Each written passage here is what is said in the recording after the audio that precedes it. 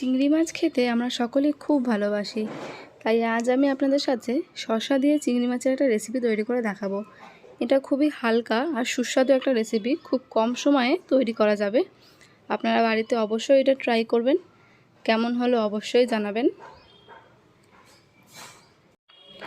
নমস্কার, শ্যামলী রান্নাঘরে আপনাদের সবাইকে স্বাগত জানাই। আশা করি সবাই খুব ভালো আছেন। চলুন রান্নাটা শুরু করা যাক। আমি এখানে একটু বড় সাইজের চিংড়ি মাছ নিয়েছি, ভালো করে ধুয়ে পরিষ্কার করে। আর নিয়েছি শসা, এইভাবে গোল গোল করে কেটে নিয়েছি। শসাটা একটু পরিমাণে বেশি নিয়েছি, যাতে সেদ্ধ হয়ে গেলে একদম পরিমাণ কমে যায়। তারপর নিয়েছি 1 চামচ গোটা জিরে, 2টো শুকনো লঙ্কা আর ঝাল অনুসারে কাঁচা লঙ্কা।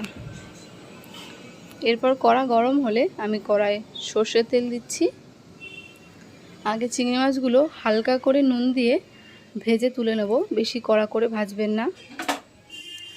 সবসময় একঘেয়ে খাবার খেতে কারোরই ভালো লাগে না, তাই একটু নতুনভাবে ট্রাই করাই যেতে পারে। ঝিঙে দিয়ে আমরা যেরকম চিংড়ি মাছ খেয়ে থাকি, এটাও ঠিক সেরকমই লাগবে।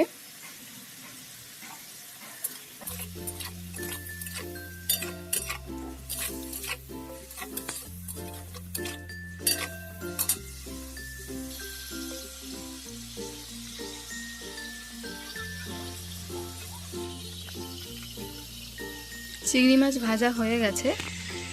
এবারে আমি ফোড়নের জন্য কাঁচা লঙ্কা, গোটা জিরে আর শুকনো লঙ্কাগুলো দিয়ে একটু নাড়াচাড়া করে নিচ্ছি। গ্যাসটা মিডিয়ামেই রাখবো।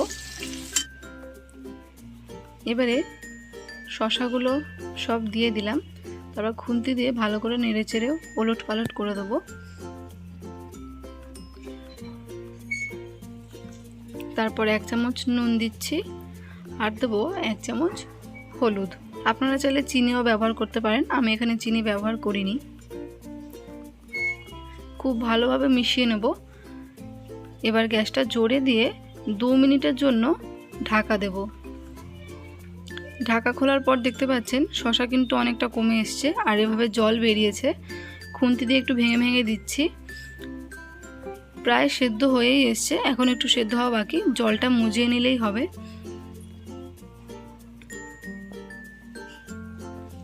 গ্যাস জোরে দিয়ে আবারও একটু ঢাকা দিয়ে রেখেছিলাম। শসার জল কিন্তু একদম টেনে নিয়েছে আর শসাও কিন্তু পুরো সেদ্ধ হয়ে গেছে। খুন্তি দিয়ে ভেঙে একদম মিহি করে দিচ্ছি।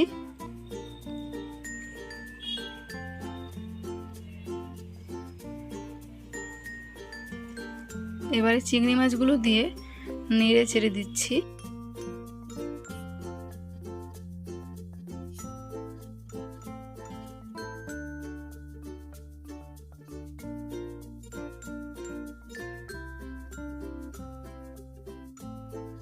দেখতে কিন্তু বেশ লোভনীয় লাগছে।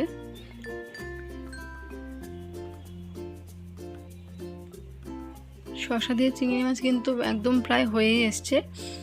গরম গরম ভাতের সাথে এটা খেতে খুব ভালো লাগে।